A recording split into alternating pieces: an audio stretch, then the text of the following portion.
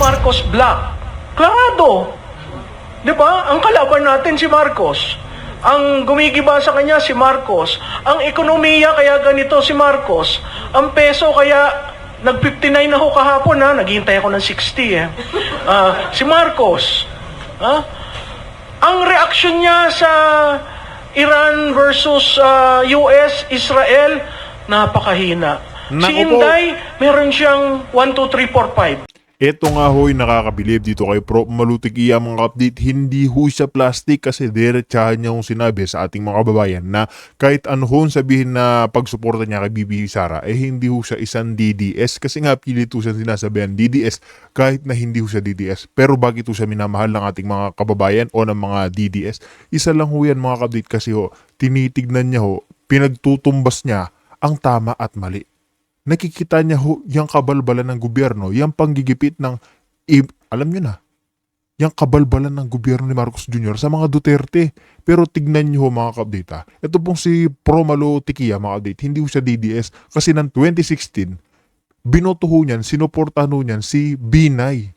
Pero sinabi niya, kinuwento niya ho dito sa live interview sa kanya dyan na noon ngang nakausap niya si FPRRD mga ka-update, nirespeto niya ho ito. Nakausap niya at madali lang ho siyang pagsabihan. Tulad ho ng alam nyo na, meron ho daw damit si Pangulong Duterte tapos mga update, sinabi ni Pro Malutikia na dapat daw nakabarong. Agad naman hong pinalitan ni FPRRD at nagpahanap daw ito ng barong sa palengke. Isipin nyo ho yan tatakbo ng presidential election, isang presidential candidate pero yung pagsasalita sa kanya kahit na hindi ho sa kampo niya galing, pinakikinggan niya ho. Ibig sabihin mo mga kapatid, si Pangulong Duterte, meron hong malasakit at meron hong pagkikipagtao sa kanyang kapwa. Yan ho yung hinahanap na sipat siya ng milyong-milyong Pilipino. Kaya tignan niyo ho kay nasa dahig ICC na si FPRRD, mahal na mahal siya ng mga Pilipino at ng mga OFW na hindi ho matutumbasan ng isang Marcos administration. Kaya mga kapatid, kung bago lang ko sa ating channel, isang like, isang share, isang subscribe lamang. Kung malaking tulong na yan, reacta naman ho tayo dito. Pasadahan na ho natin itong mga naging pahayag ni Prof. Malutikia kung saan marami ho siyang ikukwento na nakausap niya nga ho, ito si Pangulong Duterte. Kaya nga dito, wala na ho tayong paligoy-ligoy pa. Vulnerability and reframing the terrain. Napalitan na ho niya yung terrain. Hindi siya front runner siya, sabi sa akin ni Joey Salceda. Hindi naman sigurado yung mananalo. Bakit? Sino bang kandidato nagsabing panalo siya? Sinasabi lang namin competitive siya. Ngayon, kung hindi nyo naiintindihan yung base support, may problema kayo kasi kayo walang base. Tinanong sa akin, si Lenny, may base daw, 27%. Paano mo masasabi yung baseng yun? Isang beses lang siyang tumakbo. Hindi, 2 election cycles, tapos nag-mayor. Mahirap po umakyat uli ng national pag nag-mayor ka. Pero, dahil sa pink na socks, mukhang mag-iiba ang prinsipyo ng Robredo. Natawa naman siya, sabi niya, bakit mo naman sinabing ganun? Ay, kung liligawan ka at magpapaligaw ka, sasagot ka dahil naka-pink na socks? Hindi ba insulto yun sa samahang tsinelas? And FYI, ako ho yung tumulong sa kanya sa Samahang Tsinelas na nagalit ang Liberal Party. Bakit daw si Lenny lang ang tinutulungan ko, hindi si Mar? Sabi ko, natulungan ko na si Mar noong 2004. Number 1 senator. Si Lenny, dahil kay Jesse Robredo, kaibigan ko po ng matalik si Jesse. Hindi ko kilala si Lenny. So yun yung pinanggagalingan ko. Kaya nahihiya ako mag-claim na DDS ako. Pero ang dami nagsasabi, DDS daw ako. Di sige, DDS ako.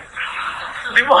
So, ano yung 5 imperatives for Sara to yan naman ho kasi yung katotohanan dyan mga kapdate. Noong 2016 ho kasi mga kapdate, hindi naman ho Duterte si Prof. Malutikia, isa ho siyang makabinay ho siya kung hindi ho tayo nagkakamali. Inamin niya naman ho yan. Kaya hanggang ngayon mga kapdate, sinasabi niya na hindi pa rin ho siya DDS. Nilalabanan niya lamang ho yung tama at kung ano yung, di ba, nagiging, hindi ho siya, hindi porket ikaw yung nakaangat ngayon, susuportahan ka niya. Tinitignan niya lamang ho, mga kabdit, tinitimbang niya ho kung sino talaga yung totoo na minamahal ng mga Pilipino. Isa pa mga kabdit, hindi rin ho siya nagpapabayad. Kaya tignan nyo yung pambabanat niya sa administrasyon ng Marcos, mga update. Talaga naman ho, napagkakamalan ho siya ng DDS. Katulad ho ni Ante Claire Castro. Pag hindi ho kasi kayo naaayon dyan sa gobyerno ni Marcos Jr., automatic DDS ka. Tignan nyo ho siya.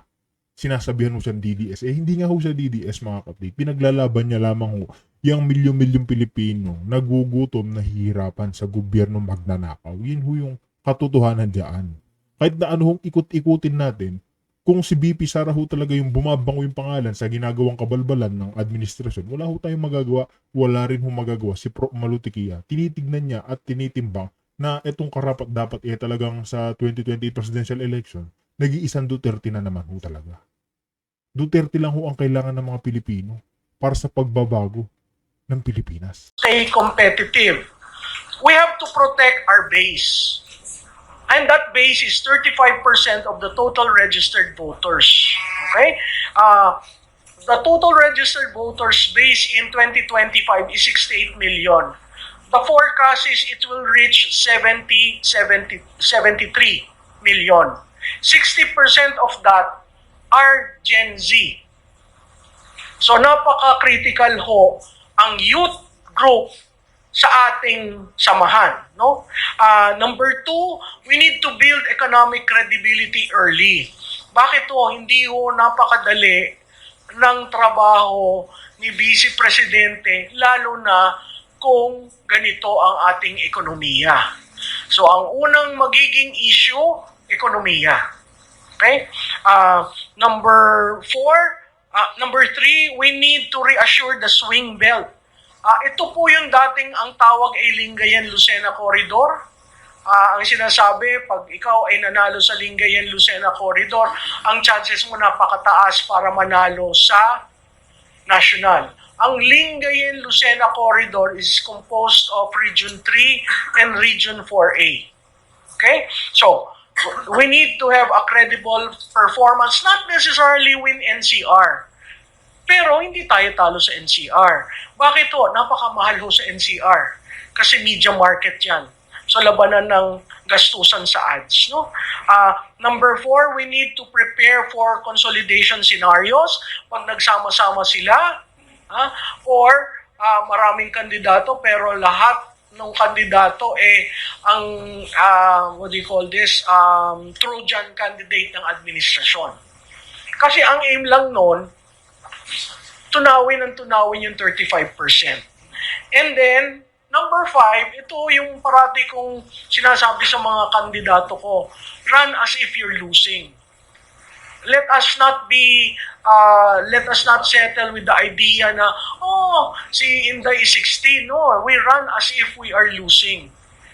Why? Because that is the playbook of a Duterte. Nakita mo naman si PRRD, kayo, 2016 na kayo, veterano kayo. Alam niyo yung storya.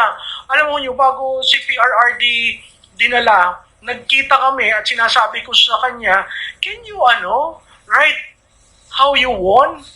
Sabi niya, mahirap yun, Malo. Tsaka English ang sinasabi mo.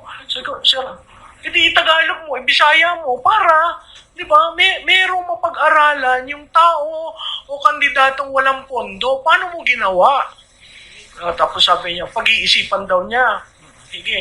Ang second ko request sa kanya, alam mo sir, ang UP Public Administration, they put together the presidential years of every president.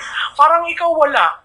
Sabi mo, mahirap yun. Hindi sir, mag-isip ka na. Ako na lang ang magdadala sa NCPAG. Ano yung 3 reasons why you were successful? Ang una niya sinabi, peace and order. Ang pangalawa niyang sinabi, foreign policy.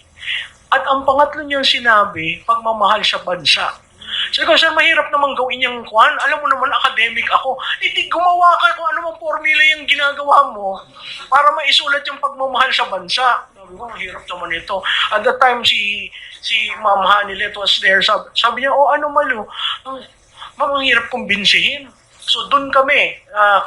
Nung napunta siya sa Dahig, sabi ko, magsulat na nung libro. Sir, magsulat ka na ng libro, yung ating kwan, How You Won 2016. Ang mga excuses sa akin, malabo na ang kanyang mata, hindi daw siya marunong mag-computer. Kaya tawa ako ng tawa. Sabi ko, ano ba ito? Matanda talagang tao ito. Hindi marunong mag-computer. Ngayon pa lang, noon pa lang daw niya natututunan mag-text-text. Sabi ko, ano naman ito? O sige sir, ano kaya? Magbasa ka ng mga libro. Magpapadala ako sa iyo ng mga libro para yun nga daw yung mata niya. So, it's a sad, reality. So, let's skip I already talked about the next slide. The next slide is the new political alignments taking shape. So there is Sara Duterte. And if you recall, in 2022,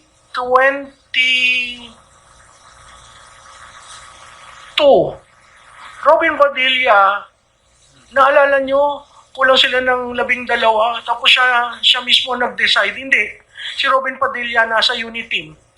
Number 12 siya. Siguro hindi nyo alam yung storya doon. Ang storya doon, ayaw ng mga Marcos kay Robin. Pero naging number 1. Yung gusto si Robin Padilla ang VP, sina GMA yan. Kasi yung GMA Noli De Castro, you work on the popularity and you have that. Of course, there is Amy Marcos. And si Robin has been talking about Sara Amy. Ang sense ko, hindi handa ang bansa na 2 babae. Pero mahalaga ho si Amy dahil bungi tayo sa Northern Luzon. Kaya kanina, tanong ko kay Wen, may taga Northern Luzon ba dito? Mahalaga ho doon kasi ang issue nila, yung kinoment niya na papahukay ko yan. Parang sa mga matatanda sa Northern Luzon issue yan. Of course, you have the Marcos administration. When I say administration, that means the Maquinaria, George Garcia, sa kanila ho yun. So, we should be very, very careful in the way we run our campaigns. So, next. Tama ho yan mga kabdit, lalo na ngayon. Alam naman ho natin na pati ang si George Garcia, hawak ho ng administrasyon. Kaya itong 2028 presidential election, kung hindi ho ma-impeach si BP Sara o hindi ho siya masibak sa kanyang pagka-vice presidente o hindi siya makulong, kailangan pa rin ho natin tuunan ng pansin yang COMELEC. Kasi nga mga kabdit, isa pang susi ni Marcos Jr. para ipatalo si BP Sara. Di ba, gagawa ho ng paraan niya mga yan kung hindi makulong si BP Sara, hindi ma-impeach mga kabdit, sigurado pwede ho nilang dayain yan sa 2028 presidential election. Next slide please. Among leading polling firms, her preference right now is 43%. To win, majority is 50% plus 1. This 43 is already a plurality. Pero mahirap kang magkaroon ng mandato na plurality kasi yung mahihirap na desisyon hindi mo magagawa. Pero kung nakakuha ka ng 51%, kaya mong gawin and you can make those bold decisions. Ano yung mga issue? There is the West Philippine Sea. Ang sinasabi, si Sara daw ay pro-China, na ilang beses na niyang sinabi hindi. She is pro-trade and pro-Philippines. There is the ICC and drug war legacy. Kaya po ang CBCP, ang mga Katoliko, mga bishops, ayaw siya kasi ang suma total niya, manalo yung anak, balik na naman ng EJK. So yan yung kinakuan. Of course, the economy and inflation, nakita naman po natin ang utang natin, nasa 18 trillion na, utang ng Pilipinas. Nakita po natin ang parati na nating namimiss yung GDP. 2 quarters na po nating namimiss yung GDP. Tapos may kwento na 1.5 trillion to 1.9 trillion ang nawawala. Ano po ang napakasama dyan? Wala ho tayong infrastructure. Ang infrastructure program ay multiplier effect. Nag-hire ng tao. Naalala niyo ho si PRRD during the COVID? Siya yung continuous, kaya hindi nag-contract yung economy. Kasi tuloy-tuloy ang pagpapagawa. So tuloy-tuloy ng mga may laborers, ang hardware, ang semento, binibili, tuloy-tuloy yan. That is multiplier. Ngayon ho, walang multiplier. Kahit ho yung foreign FAP, what's that? The foreign counterpart, marami ho tayong big projects. Ang parte ho ng continuity ang pagpapatuloy ng mga big projects na sinimulan ni PRRD hanggang ngayon. Ano ang ginawa nila? Kung nakikita niyo yung tunnel, that one, it's causing a lot of delay. Bakit? Kasi yung foreign part na parte ng Pilipinas, ginalaw nila. So, paano matutuloy yon? Yung foreign counterpart na yon ay based yon sa pag-uusap ng government to government. Noon ako nasa gobyerno, parating sinasabi sa amin, kung wala kang budget, huwag mong pakialaman ng foreign accounts. Kasi, commitment yan ng government to government. Ano hong ginawa? So, ganito ho tayo ngayon. Wala kang nakikitang nagtatrabaho, karamihan local. Wala kang nakikitang national. So that is a problem. The impeachment saga, you've seen how it is. They had 54 sa committee. They are just looking for 52 sa plenary. Tingnan mo natin kung makaka 106 sila for the 1/3 referral to the Senate. Ano sa Senate? Again, meron na naman propaganda lumalabas. Sa Senado ho, 2/3 of all members, which means 24. Hindi ko maintindihan, inuuga ang opposition. Ang opposition ay 9. Ang minority rather is 9. Ang majority is 15. So, ang 2/3 of all the members is 16. So, yung ginagawa nilang strategy, ugain si Cheese, si Joel, at saka si Jinggoy, may not work for them to get the 16. Ayan, tingnan nyo ho yung mga nasa minority. Pati ho yung mga yan, ginigipito nila sila Senchis, lahat ho sila dyan, pati sila Bato de la Rosa, lahat ho mga nasa minority, mga update, ginigipito nila para ho saan sa impeachment ni VP Sara. Kaya ano hong expect natin dito sa administrasyon ni Ngagba? Literal na pinagtatakpan, tinutukuran lang ho nila yung mga Duterte. Kasi nga mga update yan, 2028 presidential election, yan na ho yung tatapos sa kabalbalan ng administrasyon ito. Nakikita na ho natin yan. Kasi mga update, tamang Duterte lamang ho. Mga Duterte lamang ho talaga yung naglinis, nagmahal ng totoo sa mga Pilipino. Pagseserbisyo sa mga OFW nakita, pinaramdam ni Pangulong Duterte. Kaya hanggang ngayon, kahit na nakakulong na ho sa dahig ICC si FPRRD, ang mga OFWs natin, nire-respeto at minamahal ho siya ng buong puso. Hindi pagpalit naman ho natin. Subukan niya lang ho mga update. Si Marcos Jr. yan nasa dahig ICC nakakulong. Tapos si FPRRD nandito sa ating bansa. Tingin niyo ho ba bibisitahin siya ng mga OFW doon at mamahalin siya katulad ng ginagawa kay FPRRD? Siguro ho yung mga trolls niya. Yung mga bayarang trolls niya. Ayan, yung mga apo nila, Saint Kian. Yan, yung mga binabayaran nila ng maleta. Yun yung pupunta. Pero yung mga Pilipinong sumusuporta, nagmamahal sa Duterte, hindi ho gagawin yan kay Marcos Jr. Diba? Diba?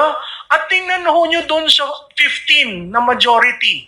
Naandun ang 2 bilyar, naandun ang Kayetanong isa, si Pia, naandun si isang Estrada, si JV.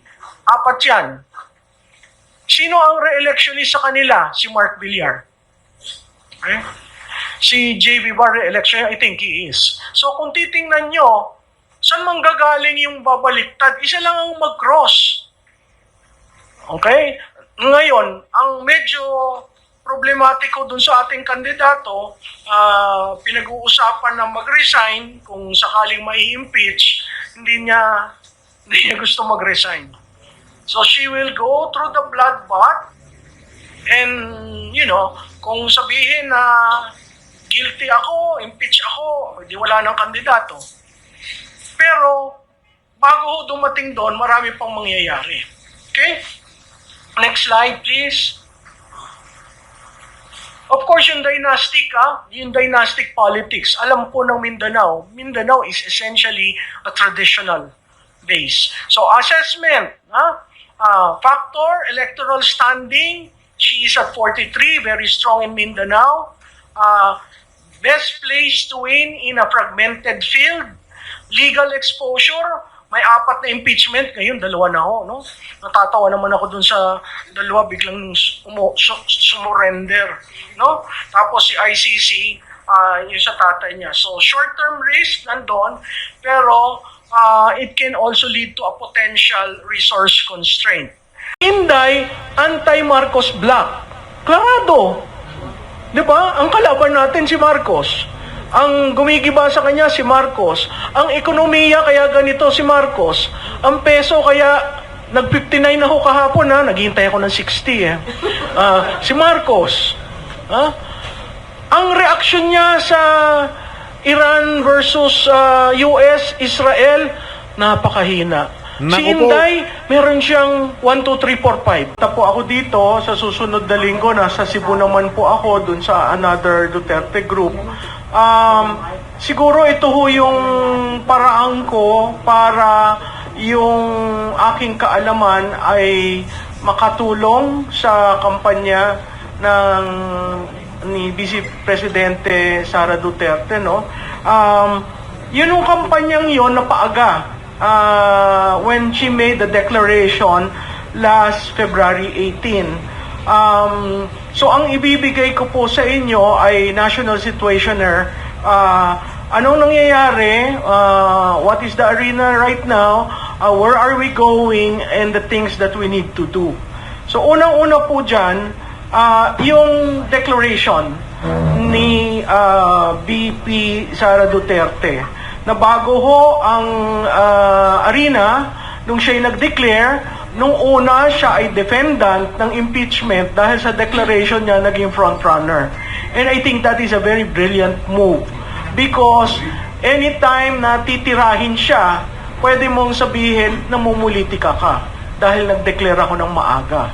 So, nakikita naman po natin yung ginagawa niyang pag-explain sa SMNI and she will be doing that every week. Tumutok ko kayo sa SMNI at doon niya i-explain dahil ano ho ba ang doon sa impeachment court, napakahirap siyang pumunta sa House of Representatives to explain. Napakahirap rin ho ng defense lawyers to be allowed to talk. So anong nangyayari ho, may naratibo, pinaltan niya yung arena and then pinapaltan niya yung paraan para maintindihan ng tao ano ba talaga ito. So February 18, she ran. She was the first to declare. And then, practically, the unit team got dissolved. Wala nang pag-asa kasi before her declaration, meron pa nagsasabi na pakikiusapan natin si Inday, magre-reach out tayo. Ngayon ho, wala na yan. So dissolved na talaga ho yung unit team, no? Huwag na niyong asahan na bumalik. Next slide. Makikita po niyo yung collapse ng unit team. Kaya po hindi pa pwedeng ang ating framing ng messaging ay unity. Kasi siran-sira yun sa botante, no? So nakita nyo, 2022, unity team wins a landslide, Marcos Duterte Alliance at its peak. For the first time in presidential history as well as national campaigns history, may nakakuha ng 31 at 32. Okay? So, malalaking bagay po yan. Kaya nga yung sa amin ho, sa publicus, we're setting up and we're looking for the 32 million. Whether you register or not, we want to locate you and we want to find out where are you. Kung hindi ka magsasabi ng katotohanan, hindi ka makakatulong dito sa gagawin natin sa 2028. Mid-2023, nag-resign ho siya sa lakas. Tapos, nakita na natin yung cracks. No? June 2024, Sara resigns as Education Secretary. That was 19 June. So, it was actually 1 year in office. So makikita nyo na at nag-resign rin siya sa NTF-ELCA kasi she was appointed by the President to be co-chair. By February 2026, she declared and permanently set aside the unit team. Next, the threats around VP Duterte's declaration. Number 1 is the impeachment complaint. Lumalabas at may nagpapalabas na she has been impeached. That is not true. In the first impeachment, the Supreme Court said null and void, as if hindi siya na-impeach. So mali po yung may nagpapalabas na impeach na yan at second impeachment po ito. Ang nangyari po sa committee, hindi po siya na-impeach, no? Wala pa ho doon. Ang 54-1 is a decision of the termination on form and substance. Okay? Sa substance, wala pang presentation ng evidence. Kaya nga naglabas ako sa Facebook ko na hindi siya impeach. Kasi meron pang 10-3-3. 10 days for her to respond, 3 days for the complainant to respond, and 3 days for VP to respond. So that's a total of 16 calendar days.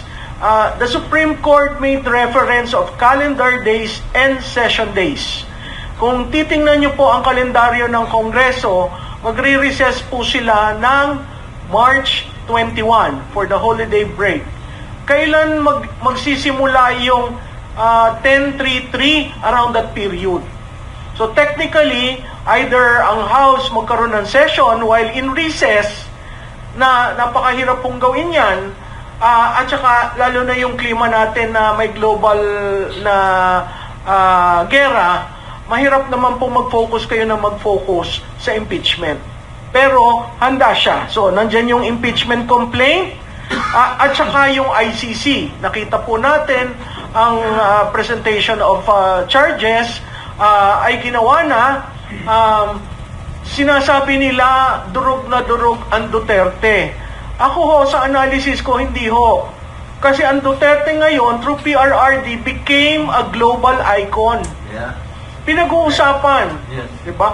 Whether mali siya, whether negative or positive, pinag-uusapan. At maraming nagsusulat ngayon, internationally, on the kind of strong leader that countries should follow. So, at lumalabas po, dahil dito sa Brave 18, ito naman palang si Trillanes kasama na naman dun sa ginagawang pagligaw sa ICC. Kung titingnan nyo po, ang storya ng Duterte tungkol sa how should I put this? 3 characters, 3 individuals. Sonny Trillanes, who wanted to be vice president to PRRD, and he was given the door, no? Laila de Lima, who was jailed, and of course, babalik at babalik yan. So may mga personal na rason. Yung pangatlo ho ay si BBM, no? Bakit kailangan nating isama si BBM sa usapan? Kasi ho, wala naman hong pinakitang masama si PRRD. In fact, since the time of President Cory, pinag-uusapan na paano babalik ang mga Marcos. Okay? Parating may Pangulo, tinatanong, pwede bang ipalibing nyo sa libingan ng bayani? Anong ginawa ni PRRD? Early on in his administration, he chose to use his political capital to bury the guy at libingan ng bayani. So, kung ito hindi nasa isipan ng ating Pangulo, hindi ang problema kay PRRD, ang problema nandun sa Pangulo. No? So, history na yan, kasaysayan na ho yan ang nag-set niyan. So, kailangan po nating maintindihan ang mga bagay-bagay na ito na kahit sa international may Duterte pinag-uusapan, pag may kilala kayong international media, tinatanong, how will she be different from the father? So, internationally, everyone knows PRRD. ASEAN level, everybody wants him. Why? Because the mold of leadership sa ASEAN is strong leader. Wala akong nahahalal sa ASEAN na malamya. At pag malamya, naaalis. Kita niyo nagkudeta, no? Sa Myanmar, sa Thailand, sa Cambodia. Strong leader talaga ang prototype ng leadership sa ASEAN. So, apart from that, makikita nyo rin na napakahalaga na pag-usapan, next slide, yung Duterte as a competitive frontrunner. Bakit to competitive? No? Dahil rinedefine niya yung arena na hindi na siya defendant, ngayon siya ay frontrunner. Kasi siya ang una nag-declare. Ngayon, may mga analyst na nagsabi, hindi, magiging katulad yan ni Binay at ni Villar. Kaya po, siguro dun, yung ilan sa inyo na nakakita, parati ho akong sinasabing DDS, sinasabi ko hindi ako DDS. Bakit ho? Nahihiya ho ako doon sa original na DDS. Kasi noong 2016, kay Binay ho ako. Si Binay yung kandidato ko. Yun yung first time ko nakikita si PRRD sa mga debates. Parati ho niya ako linoloko na parati ho ako may dala mga box at folder. Sabi niya, Day, ano yan? Sabi ko, sir, platform ho namin. Alam mo, wala akong platform. Sabi ko, sir, kay Binay ho ito. Sabi, hindi, pakita mo lang sa akin. Sabi ko, ano ba itong kandidatong ito, no? Pangalawa namin pagkikita, nahiya naman ako sa kanya kasi, sir, nakabarong ho lahat ang aakyat sa stage. Ganun ba? Hindi ba maganda itong suot ko? Hindi, sir. Sa Pangasinan ho yun. Nagpabili siya ng barong sa palengke. Tapos sinanap niya ako. Sinabi pa niya kay Jojo Binay, asan yung may dala parati ng yung plataforma mo daw? So sabi ni Jojo sa akin, bakit alam na plataforma? Sir, tinatanong, kinukuha. Ganun ba? O di, tinawag ako ni Jojo. Ito. Digong, ito si Malu. Di formally, nagkakilala kami. Doon sa debate sa Pangasinan. Sabi ko, sir, ba't mo ako hinahanap? Papakita ko sana yung barong ko. Suot na niya. Tapos sabi ko, sir, parang kita ko yung kamisa chino nyo. Ay, hindi ba ito maganda? Sir, si Mayor Jojo, ang daming dalang barong. Si BP Jojo, ang daming dalang barong. Ganun ba? Bakit ho? Kasi yung barong niya, lampas, mahaba. Tapos yung t-shirt niya, di ba, pag sa barong, nakikita. Tapos naka-maungho siya. So sabi ko, sir, ibaba mo yung t-shirt mo para hindi, ganun ba? May ganyan-ganyan. Alam mo naman sa amin, wala kaming ganyan-ganyan. Sabi ko, sige. Pagkatapos, sir, huwag mong i-roll yung barong. Bakit Makati? Kasi sir, cheap yung binili mo. Hindi ba kakatihin ka kung galing sa palengke? So sabi ko, pero nakabarong ako ha? Oo, sir, pero hindi, parang okay na yan. Basta nakabarong ako. Sige. Yung sunod na pagkikita namin, sa debate rin, nung ayaw lumabas ni BP Jojo, sabi niya, Day, ano ba yung iyong kliyente? Ba't ayaw lumabas? Sir, kasi magpe-present kami ng data. Wala ng data. Tinan mo ako kung magtanong. So, yung pagiging kilala ko sa kanya sa debate, yung first debate, na lahat kami nakunan ng litrato ng GMA7 na nakanganga. Yun yung tinanong ni Mike Enriquez na tungkol sa pagnanakaw. Ito naman sinabi na namin kay Jojo Binay, huwag kang magre-raise ng hand tungkol sa nakaw. Any reference, huwag kang magre-raise. Nag-raise ng hand. Sabi ko, ano ba yan? So nakunan kami nakanganga. Okay. Tapos nakita namin yung sequence, magtatanong pala kay Miriam si Digong. Sabi ko, okay to. Lahat kami nagulat nung nag-embrace sila. Anong tinanong ni Digong? Miriam, how are you? Sabi ko, ano ba naman ito? Debate ito. Tapos, tapos si Miriam naman sumagot, if there will be a president, it's him. So lahat kami nakaganon. Sabi ko, naghanda pa naman kami ng rebuttal. Nung nagtanong na si Miriam sa amin, matindi. Sabi namin, after nung debate, sabi ko sa kanya, sir, anong magic mo? Bakit ganon? Wala. Aral kayo ng aral. Tiyan mo ako, ganyan lang ako. Tapos kay Grace, yung medyo nahulog kami sa tanong niya, kung alas 3 ng madaling araw at may pumutok, anong gagawin mo? Lahat kami nagtinginan. Sabi ko, ano ba ito? Magaling ho siya. Kasi, street smart and he can think on his feet. So sabi ni Jojo sa akin, Kasi kinuha ako for debate preparation. Sabi ko, sir, talo na tayo dito. Hindi, malo. Talo na ho tayo dito. Bakit naman? Tingnan mo, sir, ha? Ganito si Makati. Ganito si Davao. Parehong LGU. Parehong mga mayors, ang core. Naku, nakita ho namin sa survey namin, unti-unti kami nahuhulog. Tapos yung linya na unti-unting tumataas, si Duterte. So sabi namin, ano ba namang style nito? Tinapon niya ang playbook sa pananamit, sa pagiging kandidato, sa panliligaw. Talagang tinapon niya. Tapos wala naman siyang pondo sa ads. 'Di ba? Lahat nasa social media. Tapos, alam mo niyo what broke our back? It was the BGC rally. Kasi sa BGC, late na siyang dumating, hinihintay siya ng tao. Yung sabi ni Jojo, nasaan kayo? Sir, nandito kami sa BGC. Anong ginagawa niyo dyan? Tinitingnan ho namin reaksyon ng tao. Bakit? May iba pa bang reaksyon? Sir, naghihintay sila, walang pakain, walang patubig. Late na siya ng parang 5 hours, 6 hours. Pero nandun yung tao. So sabi ko, mahirap ito. So ang usapan na lang namin ni Jojo, kasi umalis na ho nun si John Vic. At kaya ko sinasabi si John Vic, dahil yan ang isang pangalan sa 2028. Iniwan niya ho kami. At ang role ko, para siya sabihin, wag mo namang gawin yan kay Jojo. Umalis na ho siya. So, si John Vic is the kind of a person who does that to your team. So, medyo nahirapan kami doon. So, Duterte as a competitive frontrunner, meron po tayong structural advantage kasi kaya ho siya hindi katulad ni Binay at ni Villar.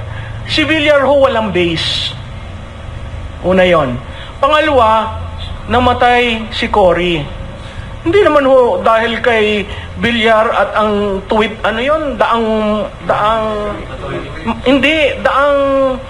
yung daan na sinisi siya. Basta yung daan na yan. Daang hari, yan, that one. Hindi naman dahil doon sa atake. Simple lang, namatay si Cory, si Noy na hindi naman pinapansin sa liberal. Dati ho akong galing sa liberal dahil tinulungan ko si Mar nung senador. Pag tinignan nyo sa mesa, wala naman doon si Noy. Nandun sa corner, kumakain ng chicharon, may inom ng coke at nagsisigarilyo. Biglang sinabihan siya ni Butch Abad, Noy, do you see the crowd? Nung namatay ang nanay niya.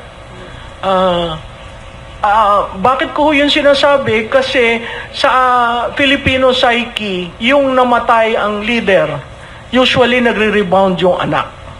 Okay? So, may structural advantage siya, hindi siya katulad ni Binay rin, dahil si Binay walang core. Ang core ni Binay, Makati.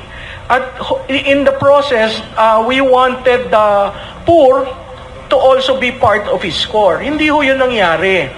What stands very clear kay Inday, tumakbo ang tatay ng 2016. Tumakbo ng midterm 2019, naalala niyo yung nahilo tayo kung sino ang slate? Di ba ho dalawang slate nun? Slate ni Inday at slate ni PRRD. Kaya sa Manila, gulong-gulo kami. Ano mo yung politika nito? Talagang it throws any role in campaign playbook. Nag-end ang 2022 with the highest approval rating, 80%. In presidential politics, nanalo si Inday. Third time. Fourth cycle, si Inday used her political capital for Duterte 10. Okay? Nasalba niya. Sino nasalba niya? Si Amy at saka si Villar. So that talks of the conversion of a Duterte. Okay? So 4 election cycles, national, yun hong mga politiko dito, naiintindihan nyo yung recency of election. Pag tumakbo ka nung huling election, ang taas-taas ng awareness sa'yo. So yun, that is going for Inday, no? Advantage niya lies in fragmentation. Pag maraming kandidato, lumalabas ang Duterte. So tingnan natin. Ilang election cycles ng presidente ang nananalo ang Duterte? Ilang kandidato sa presidente on the average ang tumatakbo? 8 ho. Since Cory's time. 8. So, on a one-on-one, delikado tayo. Kasi wala tayong makinarya, wala ang administrasyon, wala ang pondo. On a 1 against 8, lalabas ho tayo. Bakit? Yun hong enduring Duterte votes ay nasa 35% of the total registered voters. 35%. Dati ho siya nasa 60. Inuga-uga, uga-uga. Kung titingnan mo yung trend niya, nandito siya, bumababa, aangat, bumababa, aangat. Hindi katulad kay Presidente, talagang erosion. Karamihan ng survey firms, ang sinasabi nasa negative. Okay? Si Inday Sara, consistently. At sino ang consistent na nag-take ng shocks? What makes her buoyant is Mindanao. Saan ka nakakita? 70%? 80%? Sabi ko, ano ito? Ngayon lang ako nakakita ng ganyang boto. 70% kahit na anong tinapon. The more na tapunan, si Mindanao, the more na tumataas. Kaya nga sabi ko, itong administrasyon at ang latest, ang administrasyon nagpagawa ng 35,000 survey, 35,000 respondents. Wala akong kopya. Nanghahanap ako yung mga kaibigan ko sa administrasyon. Ang sabi sa akin, Duterte ka naman, bakit ka namin bibigyan? Hulaan nyo ano ang kanyang preference. Nasa 60.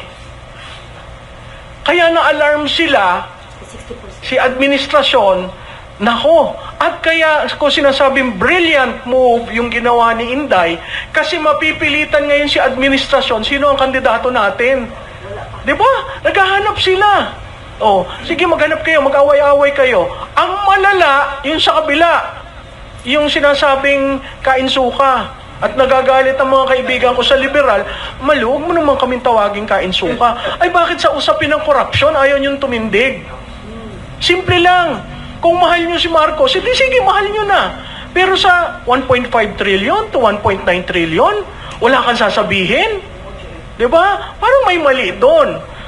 Bakit ito napakahirap pagsamasamahin ang Pinklawan, ang Dilawan, at ang Makabayan? Ay kailangan ho kayong maglista. Bakit tayo nag-a-alliance building? Sino ang sa taas? Sino ang pangalawa? Paano ang galaw natin? Okay? So, marami ho dyan. At sila daw ang opposition. Sabi ko, paano kayo naging opposition? Kumbaga sa trade union, parang kakampi rin ng management, no?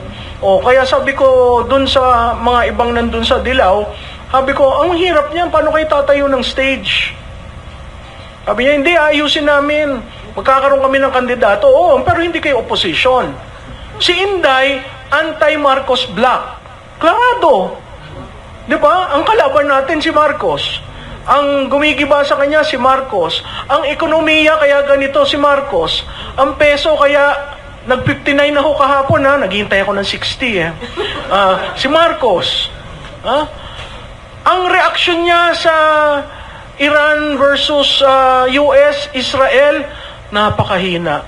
Si Inday, meron siyang 1, 2, 3. Believe ako kay Vice President Inday Sara kasi siya lang sumuntok ng tao na matigas ang ulo. Ang nakita ko ngayon dito sa Luzon ay pupunta ko sa mga leaders dito sa Luzon para dito sa movement na ito. Ang Visayas, Mindanao, walang problema sa ating mga leaders dyan.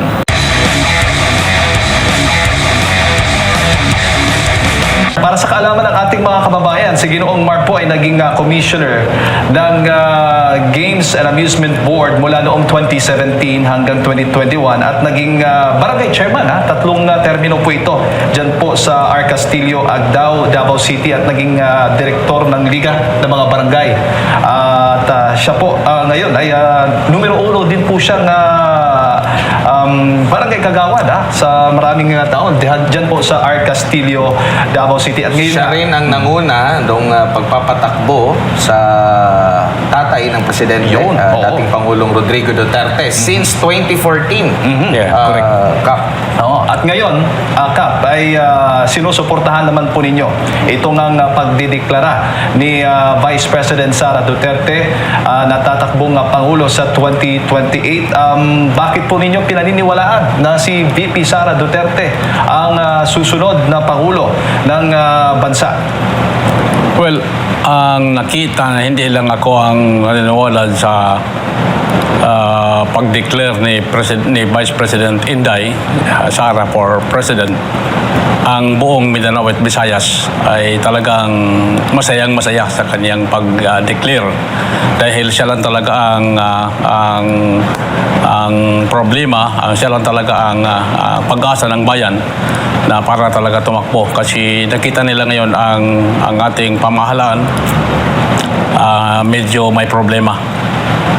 Kung sabihin natin may problema dahil iba ang kanilang desisyon, iba ang kailang mga pananaw, iba naman ang pananaw ng ating batas sa panahong ito. Opo. Kap, ito ho bang Inday Sara 2028 movement, kailan lang ho ito inilunsad ngayong taon? Well, more than 2 years na ginawa namin yan. Kami talaga ang una talaga nag-organize sa Mindanao. Kaya katunayan na mayroon ng taga sumali sa amin, taga Tawi-Tawi, taga Zamboanga, taga Basilan, Lanao Sur del Norte, taga Barm, taga Davao Region. At kami hindi lang sa Davao City, kasi kung Davao City lang, siyempre Duterte na yan. Ang aming nakikita, medyo lahat ng mga tao. At nung sa kundayan nung December 7, nagkaroon kami ng Mindanao Convention at dumalo yung mga 3,000 ka mga tao, lahat leaders ni Vice President Inday. Mayroon pang taga Luzon, mayroon pang taga Visayas, like Biliran, like Bohol, nagpunta sa Davao para lang sa ganong Mindanao Convention. So masayang-masaya talaga ako na dumating yung mga tao. Talagang ang tao ngayon, kahit hindi mo na puntahan at kampanyahan, talagang sila nang lalapit sa'yo just to support BP Inday Sara plano para tumakbo ng kapresidente. So ang nakita nila talaga na talagang ito na talagang pag-asa. Kasi iba si Presidente Duterte, iba si Vice President Inday. Ang kaibahan nilang dalawa, kung bilib ako kay President Digong before, mas bilib ako kay Vice President Inday Sara. Kasi siya lang sumuntok ng tao na matigas ang ulo. Hindi yan basta-basta yan talagang may kanyang panindigan at may ginagawa talaga na para makatulong sa bayan. Opo. So, ibig sabihin, ang kilusan pong ito ay binubuo ng mga supporters, mostly po ay mga taga Mindanao. May mga incumbent officials ba na kasapi din po ng inyong grupo? Oo, kasi nakita namin na hindi lang sa Mindanao ang nagsusuporta kay BP Inday. Halos lahat sa Davao, sa Mindanao, sa Visayas, nakita namin mga base sa aming survey, 75 to 80% for Inday. So, yung iba pa dyan, medyo alanganin pa. Yung alanganin dyan, yung mga incumbent, halimbawa, congressman, governor, mayor, alanganin yan dahil baka mawala ng ayuda. Yun talagang, pagdating ng araw, nakita ko lang, pagdating ng araw, ano na yan, siyempre, may inaantay pa ng mga ayuda, baka mawala yung kanilang ayuda, so hindi mo na mag-declare para kay BP Inday. Pero base sa aming mga nakuha ng mga impormasyon sa iba't ibang lugar ng Mindanao, Visayas, talagang sabi nila pagdating ng araw, last hour na mag-declare na kami for Inday. Opo. At sa ngayon ay tuloy-tuloy po ang dumadami o nadadagdagan ang bilang po ng mga kasapi nitong Inday Sara 2028 movement. Meron na kaming, base sa aming source, kasi meron na kaming mga regional head sa Mindanao. Meron na kaming mga 5 million plus ang aming member at mga opisyalis ng Inday Sara 28 movement nationwide. So ay yan sana, ayaw ko nang mag-organize dahil tapos na ako kay President Digong before. Pero nakita ko yung Pilipinas medyo may mga problema, may mga maraming. Huwag maniwala yung mga tao sa admin na malakas daw sila. Sa katunayan, ito natin dito, real talk ito. Talagang nakita talaga namin na talagang wala talaga silang kalaban-laban dito. Kung sabihin nila, sa kanila yan, mga grupo lang nila siguro. Sasabihin na, malakas si Sir, si BBM. Pero sa katunayan, BBM, huwag kang maniwala. Yung mga tao mo dyan sa Mindanao, Visayas, halos na kay BP hindi ang mga tao. Yung talagang, ngayon, yung, siyempre, yung tawag niyan, magdaig sa kanya, magdaig kay BBM. Ano lang yan, yung siyempre, yung mga tao na yung mga kasapi nila, yung mga kagrupo nila, but yung mga tao na hindi nila kagrupo, kahit normal na mga tao, talagang for BP talaga hindi. Opo. At itong grupo ito, bukod pa ito sa iba't iba pang mga grupong napapansin natin na sumusuporta din po sa balak ng Vice Presidente, tatakbong Pangulo sa 2028. Yes, kahit na sasabihin ni BP Inday na ayaw siyang hindi niya tatakbo or hindi magtuloy, kahit na mag-declare na, yung mga tao talagang doon pa rin, talagang gusto talaga nila na tumulong kay BP Inday.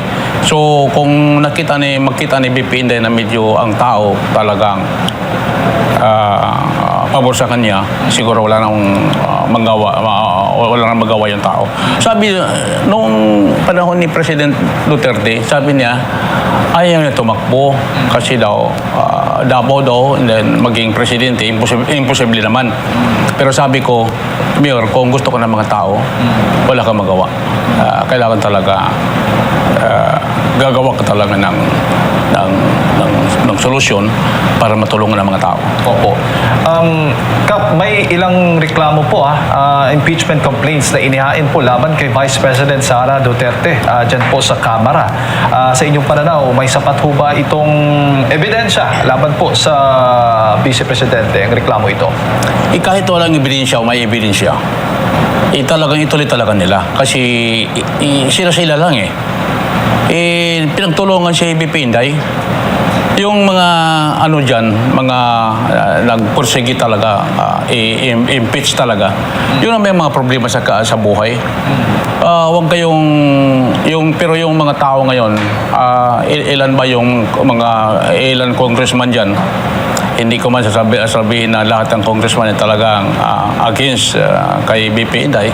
Pero nakita ko naman yung ibang congressman talagang nagpakiramdam muna sila. Ano talaga ang gagawin talaga.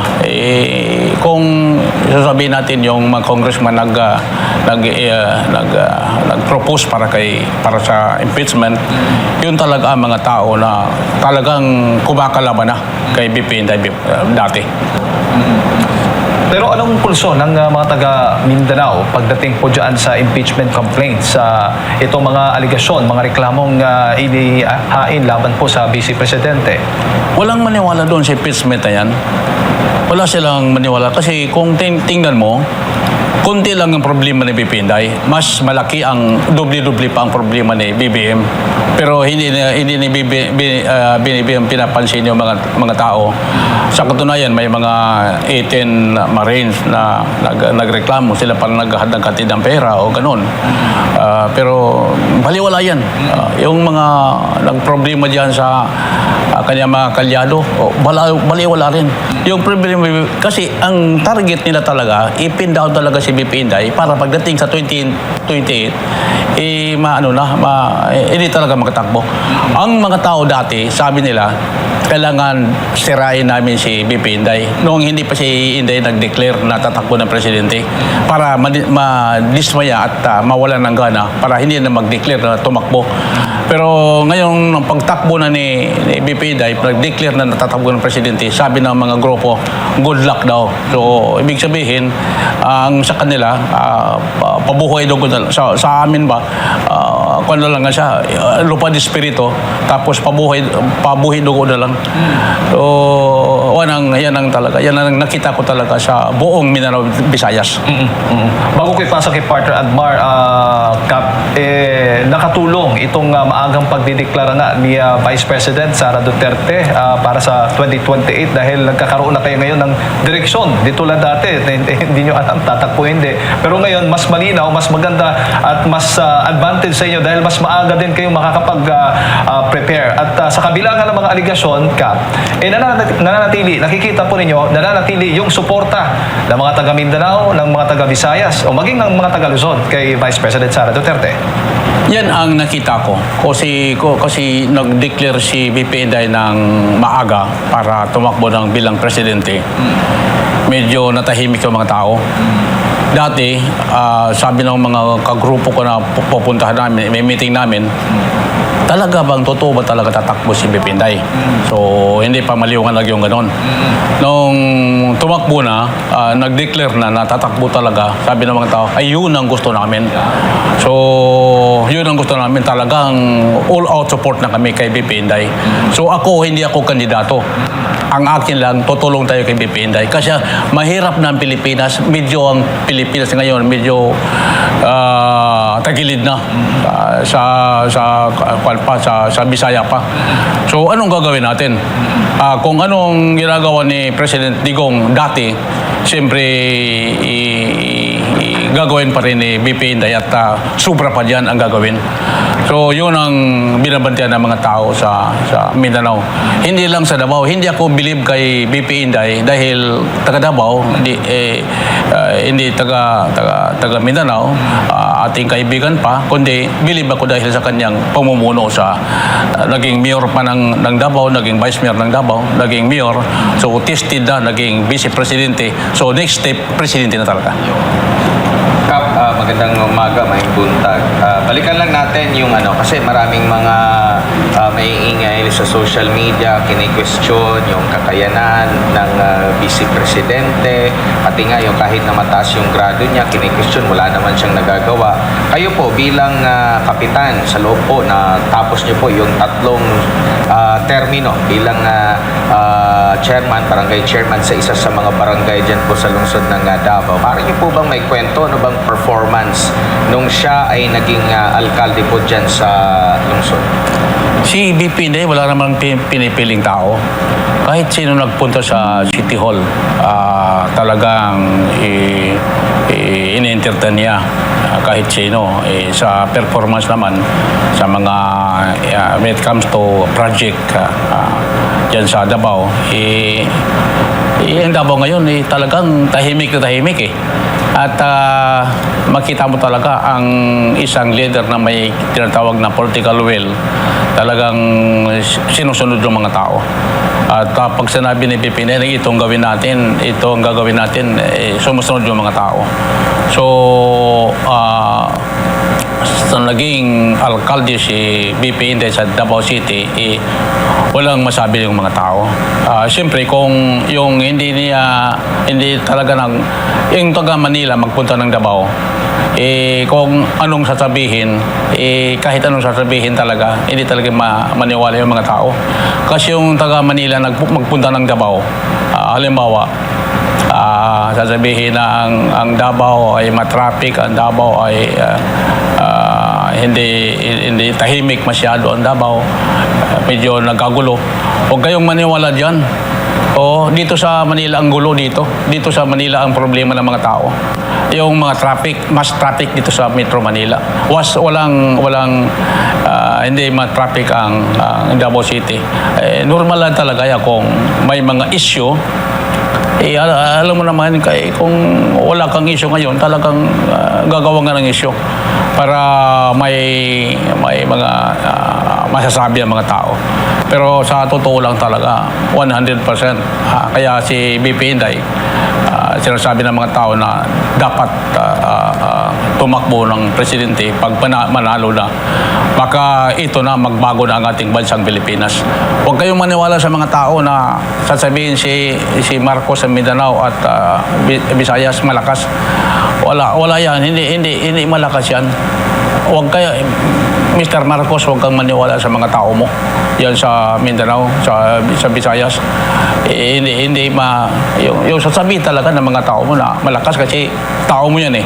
Pero yung ibang tao na pangkaraniwang tao lang ang puntahan ninyo, tanongin ninyo, talagang wala talaga. Makita mo ngayon sa survey.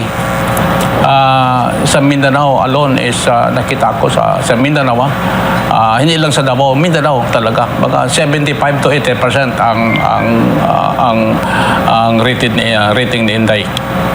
Another ang Visayas. Ang Visayas ngayon kasi meron tayong leader sa Biliran, meron tayong leader sa Bohol, meron tayong leader sa Cebu, sa Dumaguete, meron tayong mga leader diyan. So ako sa totoo lang talaga, malaki ang aking pasasalamat sa mga tao. Talagang sumusuporta. Kahit hindi mo puntahan yung tao, talagang mag-indi talaga yan. Kaya ang ginawa namin, yung mga tao dyan sa Mindanao, sa Visayas, kami for Inday. Anong gagawin namin? Kaya ito ang movement ginawa natin para may lapitan ng mga tao. May mga tao sasabihin na pupunta kami sa iyo para tumulong kay BP Inday. Ipakita namin ang aming tulong through itong movement na ito. Inday Sara 28 movement nationwide yan. Ako ito, real talk ito. Sasabihin ko sa inyo ang totoo. Wag natin yung tama, wag natin imali. Dapat yung anong nangyari, yun talagang totoo sa nangyari sa Mindanao, Visayas. So, ang nakita ko ngayon dito sa Luzon ay pupunta ko sa mga leaders dito sa Luzon. Sa katunayan, partner ko si General John Abier at mamaya mag-usap kami para dito sa movement na ito. Ang Visayas, Mindanao, walang problema sa ating mga leaders diyan. Mayroon tayong regional head sa mga bawat region ng Mindanao. Region 9 si General Binang Adjerel ng Hulo-Sulu. Region 10 si Cesar Raman ng Iligan City. Region 10 yan. At buong Region 10. Region 11 si Danny Lopez sa Region 11. Sa Region 12 si General Salisalimangon. Ang Region 13 si Arnie Plaza sa Surigao at BARM si dating board member si Bong Lidasan. So hindi lang yan, marami tayong mga leader at mga supporters diyan sa Mindanao. Talagang natutuwa talaga ako dahil ang mga tao talagang kahit na hindi mo puntahan yan, kahit na hindi ka magsabi na hindi tayo, ang hindi talaga nag-organize na mga tao. So maraming salamat sa mga supporters talaga. At talagang natutuwa talaga ako. Tumataba talagang puso ko para sa pagtulong kay BP Inday. Opo. Kapitan, balikan ko lang yung naging performance ng Pangulo. Nakikita niyo po ba sa kanyang karanasan bilang abogado na rin, nasasapat na ito para pamunuan ang Pilipinas. At nakikita nyo rin po ba na kagaya ng dating Pangulong Rodrigo Duterte na nag-umpisa sa local level, nakayanan na mapamunuan ang isang buong bansa? Ang nakita ko, una, yung kay President Rodrigo Duterte, before naging mayor yan, talagang nakita ko na may political will talaga. Pag sinabi niya na walang magpaputok ngayon, December, wala. Yung sinasabi na yung speed limit na hanggang 60 to 70 within Davao City alone, sinasabi na 60 to 70% ang pagtakbo ng mga sasakyan, yung mga tao sumusunod. Pag sinasabi na may mga ano dyan, mga bar sa Davao dati, ngayon wala na. Hanggang ano lang tayo, hanggang 1 o'clock tayo or 11 o'clock ng umaga o pinakamatagas yung 1 o'clock. Yung mga tao nag-COE na kahit mga nakainom na, mga sabi na nakalasing na, sumusunod talaga sa utos talaga ni President Rodrigo Duterte. Yun, nabilib ako. Matagal kami nagsama ni President Duterte, kampanya pa lang, at pag panalo niya, matagal kami nag-usap. So alam ko talaga ang pagkatao niya. Siya talagang sasabihin niya na ito ang salita lang yan. Sasabihin na pagbariling kita, ano lang yan, salita lang yan. Hindi talaga niya gagawin yun. Pero yung sumasakay, sasabihin na pumapatay ng tao, at siguro yung mga problema sa mga tao ngayon, yung may mga problema na halimbawa patayan, i-charge kay President Digong. Yun talaga ang mahirap sa mga tao. At hanggang talagang gagawa talaga ng issue nila, gagawa ng issue para matotoo talaga yung sinasabi. Alam mo, pag anong sinasabi, magbalik-balik yung hindi totoo, nagkatotoo na yan. Kasi binalik-balik na yan, sasabihin ng tao, baka totoo na ito kasi matagal na sinasabi ito. Pero sa totoo talaga, ganyan talaga si President Digong magsalita. Sa katunayan, mas maganda pa si BP Inday, nakasuntok pa ng tao sa yung tao na talagang matigas ang ulo. Yun talaga. Kasi kung leader ka na, wala kang bayag, wala kang prinsipyo, wala kang panindigan, siyempre, sira ka talaga. Opo. Hindi talaga maganda ang ano mo. Opo. Balikan ko lang po, bilang panghuli ko lang po, Ginoong Mar, no, Kapitan. Dito po sa mga problemang kinakaharap ng ating bansa ngayon, ano pong nakikita ninyo na mga problema ngayon sa bansa na dapat nang matutukan sa lalong madaling panahon kasi lumalala na? Alam mo ang problema dito? Sa ngayon, ang droga natin. Oo, ang ating peace and order. Ang corruption ngayon ang number 1. Ang corruption ngayon, kasi kung mag-corrupt ka ngayon, kaalyado ka, hindi ka pwede instruction na medyo ang Pangulo ninyo, pabayaan ka lang. Pero yung mga problema na kunting problema, doon talaga i-focus kay BP Inday talaga.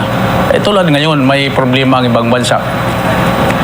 Ano ba ang ginagawa ng gobyerno? Pasyal ng pasyal. Binabaliwala yung problema ng doon sa gitnang silangan. Pero dito sa Mindanao ngayon, sa Pilipinas, ang focus nila talagang i-impeach talaga si BP Inday.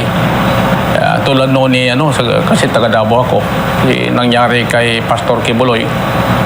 Wala naman talagang silbi yung ginagawa nila. So, yung tao na walang kasalanan, ginagawa nila ng kasalanan. Pero sa totoo lang talaga, alam ko talaga yung pagkatao ni Pastor Kibuloy kasi magkasama kami sa Davao, magkasama rin kami sa Malacanang nung panahon ng Utiking. So, nakita ko man talaga medyo wala na bang problema kung ating pag-usapan ng pagkatao ng tao.